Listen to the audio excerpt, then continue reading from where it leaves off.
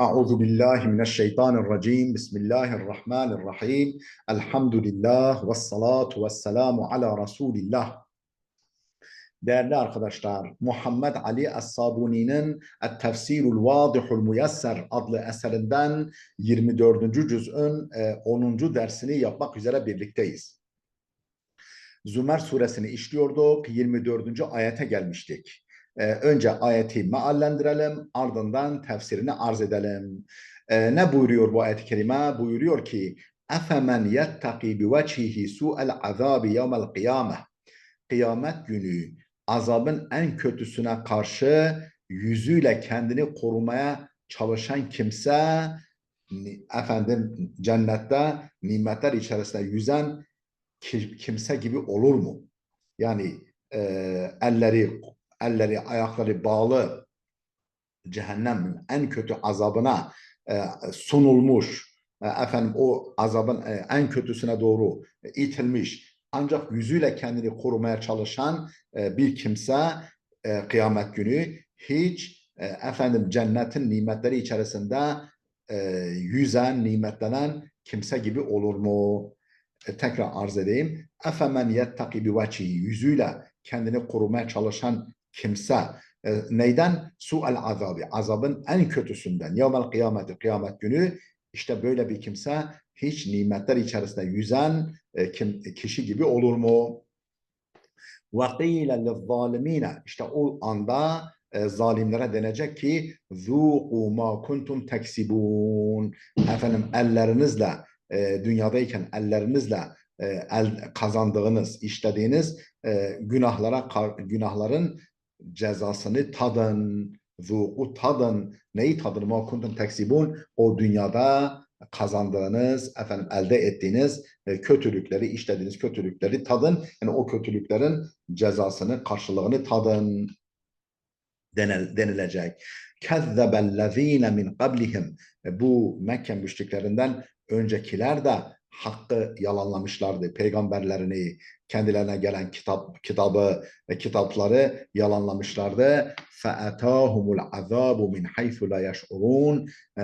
فَاَتَاهُمْ onlara gelmişti. El-azabu azab min haythu la yeş'urun, beklemedikleri yerden, hissetmedikleri yerden azap onlara gelmişti.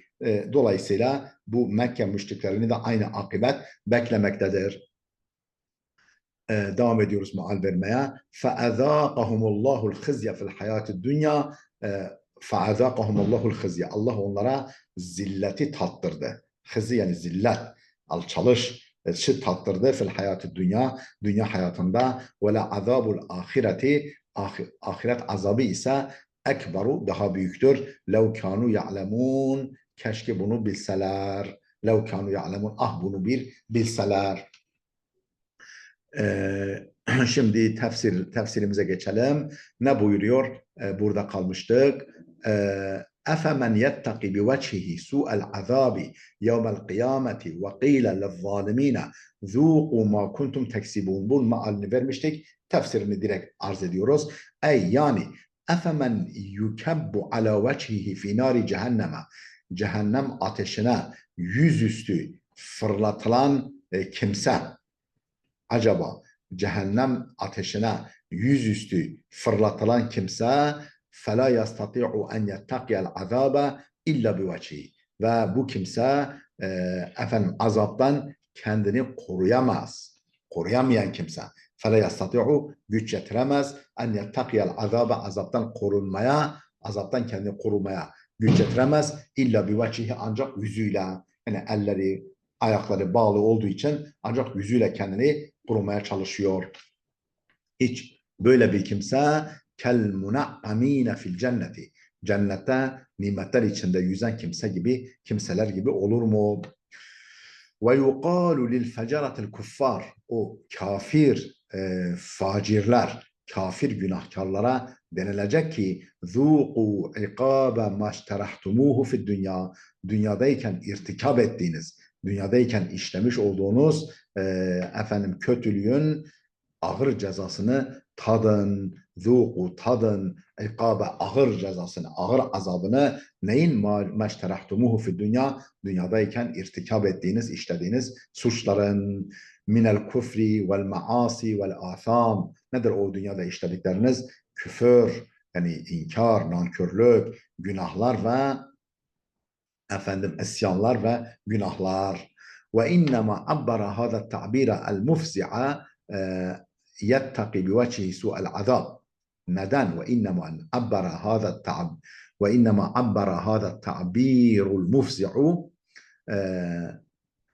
ve innema abbara hâzâ ta'bîrel mufzi'a. Neden bu korkunç, bu ürkütücü ifadeyle Allah ifade etti? Yettaki bi vechi su'el azab. Yani yüzüyle azabın en kötüsünden kendini korumaya çalışan ifadesiyle durumu. Neden Allah ifade etti? Neden böyle bir ifade kullandı? لأن الكافر في النار مغلولة يداه إلى عنقه. Çünkü cehennem ateşinde kafir, لأن الكافر في النار, çünkü cehennem ateşindeki kafir mağluletun yadahu, elleri ile unuqihi, elleri boynuna doğru bağlanmıştır. Yani elleri boynuna bağlanmıştır. Elleri boynuyla beraber kelepçelenmiştir. Yani esirler götürülürken nasıl boyunlarına elleri bağlanıyorsa o şekilde elleri bağlanmıştır. Ve hâzâ ebşa'u enva'il azab, bu azap çeşitlerinin en dehşetlisidir. Ve hâzâ ebşa'u, en kötüsü, enva'il azab, azap nevilerinin, türlerinin en kötüsüdür. Haythu la yecidu ma yedfa'u anhul azaba, çünkü yani haythu, şu açıdan ki la yecidu ma yedfa'u anhul azaba, azabı kendisinden savacak hiçbir şey bulamıyor. Yani azabı def edecek hiçbir ne eli, ne ayağı, ne de başka bir alet yani bulamıyor ki azabı kendinden def edebilsin. İlla bi mulamesati vecihi le azabı cehennem. Cehennem azabını yüzüyle savmaya çalışmaktan başka. İlla bir mulamesa, yani cehennem azabına yüz sürtmekten başka yani azabı savacak hiçbir şey bulamıyor. İlla bi mulamesati vecihi le azabı cehennem. Fehuve yehvi finnar. O cehennemde aşağı doğru uçarken, yani savrulurken, cehennemin dibine doğru uçarken, mektuful eydi vel arculi, elleri ve ayakları bağlı halde. Kezzebellezine min qablihim, bu Mekke müşriklerinden öncekiler de hakkı yalanlamışlardı. Fe'atahumul azabu min haythu la yeşkurun, onlara hiç beklemedikleri yerden azap gelmişti. Ey kezzebe qabla kavmike el-eşrarul fuccaru minel umemis sabika. Yani kezzebe qabla kavmike, ya Muhammed, senin kavminden öncekiler de hakkı yalanlamışlardı. Kimdir onlar? El-eşrarul fuccaru minel umemis sabika. Yani senin senin kavminden önce de şerli ve günahkar kimseler, geçmiş ümmetlerden şerli ve günahkar kimseler de hakkı yalanlamışlardı. Kezzebu rusulehum kema kezzebeke kavmuka. Kavminin seni yalanladığı gibi onlar da kendi elçilerini yalancı saymışlardı. فَنَزَلَ بِهِمُ الْعَذَابُ مِنْ حَيْثُ لَا يَدْرُونَ وَلَا يَعْلَمُونَ فَنَزَلَ بِهِمُ الْعَذَابُ, tepelerine, üzerlerine azap inmişti. Min haythu la yadruna, bilmedikleri, beklemedikleri yönden. Ve la ya'lemuna, bilmedikleri, beklemedikleri yönden. Fe'azâkahumullahul hizya fil hayatid dünya. Allah dünya hayatında onlara zilleti tattırmıştı. Fe'azâkahumullahul hizya, Allah onlara yani zilleti tattırmıştı fil hayatı dünya hayatında. Ve la azabul ahireti ekber, ahiret azabı ise çok daha büyüktür. Lev kanu ya'lemun, keşke bilselerdi. Yani fe'azâkahumullahu zille vel hevâne fid dünya, Yani Allah dünyada onlara zilleti ve horluğu, zillet ve hor ve hakir düşmeyi tattırdı. Bil katli vel esri ve teşridi minel avtan. Efendim nedir bu dünya hayatındaki zillet? Ölüm, öldürülmek, esir alınmak, efendim sürgün edilmek, minel avtan, yerlerinden, yurtlarından çıkarılmak, esir alınmak ve katille dünya hayatında onlara zillet ve horluğu tattırmıştı. Ve la azabul ahireti ellezî a'addahullahu lehum. Allah'ın lehum kendileri için hazırlamış olduğu ahiret azabı ise a'zamu, çok daha büyüktür, çok daha yani efendim ağırdır ve ekberu, çok daha büyüktür. Mimma asabehum fid dünya, dünyadayken başlarına gelen azaptan, o horluk ve zilletten çok daha kötü ve çok daha büyüktür. لو كانوا يعلمون ما كفروا بالله ولا ولا كذبوا rusulehu. Lev kanu ya'lemuna. Şayet bilmiş olsalardı, yani bu gerçeği bilselerdi, ma keferu billahi, Allah'ı inkar etmezlerdi. Ve la kezzebu rusulehu. Kendi elçilerini yalancı saymazlardı, yalanlamazlardı.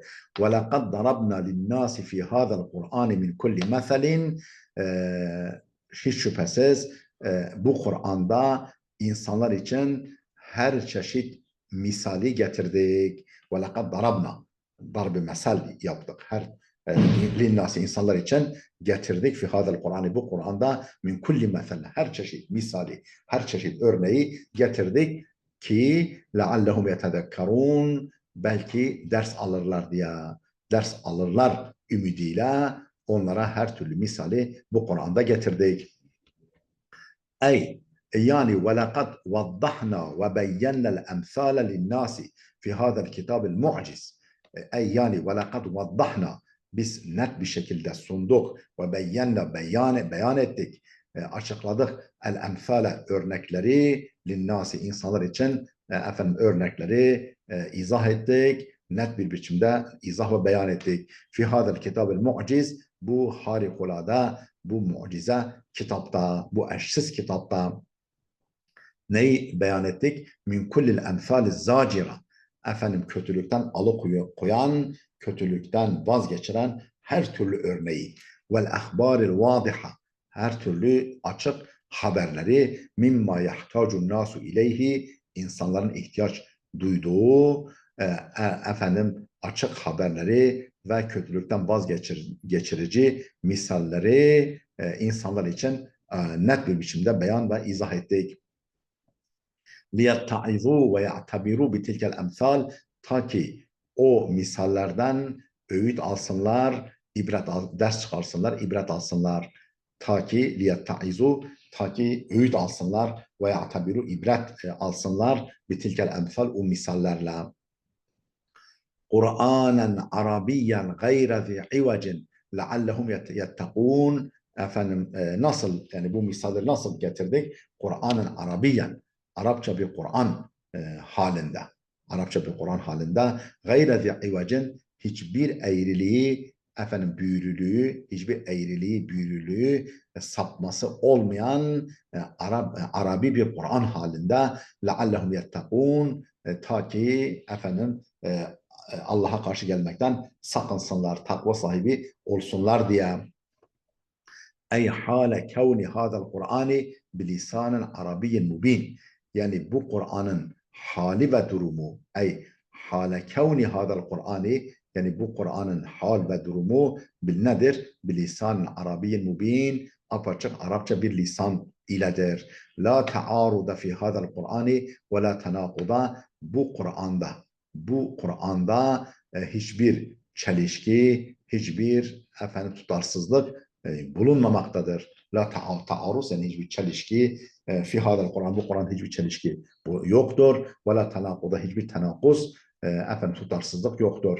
Ve la lebse fihi ve la ittiraba, orada ne bir karışıklık, ne bir iltibas, lebs, ne bir karışıklık, ve la ittirab, ne de bir tutarsızlık yoktur. Likey, niçin böyle yaptık? Bu Kur'an'ı böyle indirdik. Likey yettekullaha ve yeştenibu maharimehu. Ta ki Allah'a karşı gelmekten sakınsınlar ve Allah'ın haramlarından uzak dursunlar. Likey yettekullaha, ta ki Allah'a karşı gelmekten sakınsınlar ve yeştenibu maharimehu. Allah'ın haramlarından, yasaklarından uzak dursunlar diye. Daraballahu meselen raculen fihi şurakâ'u muteşâkisûn. Daraballahu meselen. Allah bir örnek vermiştir. Allah bir örnek vermektedir. Neyi örnek olarak vermektedir? Raculen fihi şurakâ'u muteşâkisûn. Efendim birbirine muhalif, birinin ak dediğine öbürü kara diyen, birisinin efendim şu iş yapılsın deyip de öbürü hayır yapılmasın diyen efendim ortakların emrinde, yani böyle olan ortaklara efendim teslim edilmiş bir kişiyi örnek verir. Yani diyelim ki bir hizmetçi ve bir esir, bir köle düşünün. Efendim birbiriyle muhalif ortakları var. Yani üzerinde bir tane, yani hepsinin ortak malıdır. Ama onlar da birbirine muhalif. Allah böyle bir örneği verir. Daraballahu meselen. Allah bir misal getirmiştir. Neyi? Raculen, bir adamı. Fihi şurakau. Yani üzerinde ortaklar bulunan. Yani birçok kişinin ortak hizmetçisi. Muteşakisun. O ortaklar da efendim birbirine zıt, birbirine muhalif.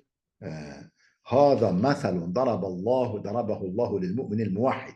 Allah hâzâ meselun, bu bir örnektir ki darabahullahu lil mu'minil muvahhid.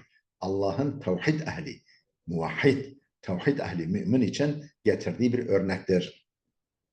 Ve lil müşriki abidel evsan, ve putlara tapan bir müşrik için getirdiği bir örnektir. Ve tavdihul mesel. Bu misalın açıklaması şöyledir. Abdun memlukun, bir köle kişi var. Abdülmemluk bir köle. Yani başkasının kölesi, hizmetçisi olan bir kimse var. Yemlikuhu ricalu muteşakisuna. Birbirine muhalif adamların sahip olduğu bir köle var. Bir köle kişi var. Ne demek ki muteşakisun? Yani birbirine muhalif. Ey fi ahlakihim su'un ve inadun. Yani ahlaklarında efendim kötülük ve inat bulunan. Yani kötü huylu ve inatçı kimselerin malik olduğu, sahip olduğu bir efendim hizmetçi köle var. Ve beynehum ihtilafun ve tenazuun. Yine o ortaklar, o malik olan, sahip olan ortaklar arasında ihtilaf var, çekişme var. Hâzâ ye'muruhu bi emrin. Birisi o köleye bir emir veriyor. Ve zâlike ye'muruhu bi ziddihi. Öbürü ise o emrin tam zıddını veriyor. Ve huve mutehayyirun muvezza'ul kalb. Bu hizmetçi köle şaşkındır, kalbi dağınıktır, ne yapacağını bilemiyor. La ya'rifu limen yurdi, kimi razı edeceğini bilemiyor, kestiremiyor. Ve hâzâ meselun lil müşriki abidel evsan. İşte bu puta tapan müşrikin örneğidir. Bu puta tapan müşrikin örneğidir. Ya'budu aliheten şetta, birden fazla ilahlara tapar. Bu böyle müşrikin örneği bu. Ve raculen süllemen ve raculen selemen li raculin. Efendim bir de bir adam düşünün, hizmetçi bir adam düşünün. Bir efendim efendiye, bir reise teslim edilmiştir. Yani onun tek bir efendisi var. Hel yestebi, yani mesela. Yani misal olarak bu ikisi birbirine, yani nitelik olarak, durum olarak bu ikisi eşit olur mu? Yani bu ikisi yani aynı durumda olur mu? Elhamdülillah bel ekseruhum la ya'lemun. Allah'a hamdolsun ama gel gör ki onların birçoğu bunu bilmez. Ey ve raculen ahara, yani bu misali açıklıyor. Yani Allah başka bir adamı da örnek verir. La yemlikuhu illa şahsun vahidun.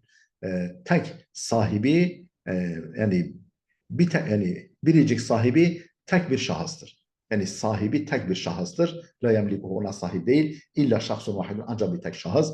Hasanul ahlak, güzel ahlaklı.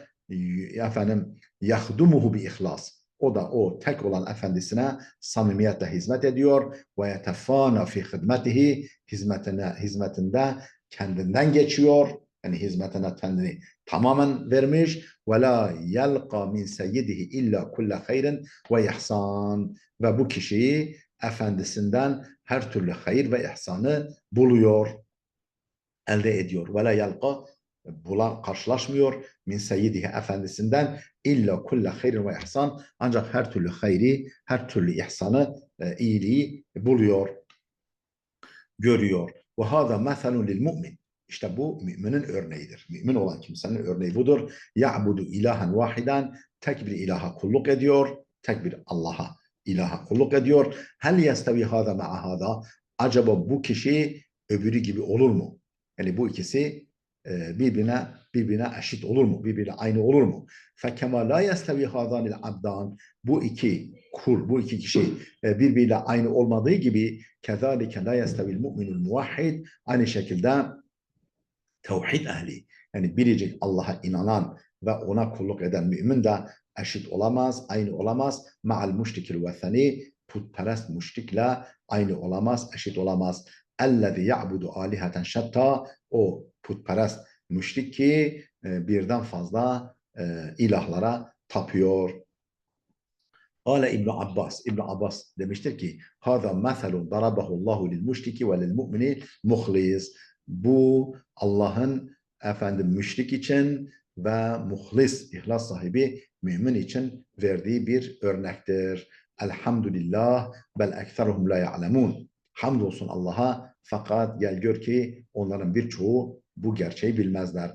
Ey elhamdülillahi ala vuduhul hücceti aleyhim, yani aleyhlerinde, ki bu açık delilden dolayı Allah'a hamdolsun. Yani onları bağlayan, onları susturan bu güzel hüccet gerekçeden dolayı, argümandan dolayı Allah'a hamdolsun. Bel ekseruhum la ya'lemunel hakka, fakat gel gör ki onların birçoğu hakkı bilemiyor, tanıyamıyor. Felihâzâ yüşrikûne billah, bundan dolayıdır ki Allah'a şirk koşuyorlar. Ve ma'ne muteşâkisûn, müteşakisun.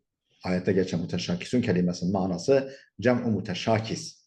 O müteşakisun tekili müteşakistir. Müteşakis kelimesinin çoğuludur. Müteşakisun ve huve raculu şerisu, böyle şirret adam demektir. Seyyi'ul huluki, kötü huylu, ve tuğya ve tiba, kötü huylu, kötü tabiatlı, şirret adam demektir.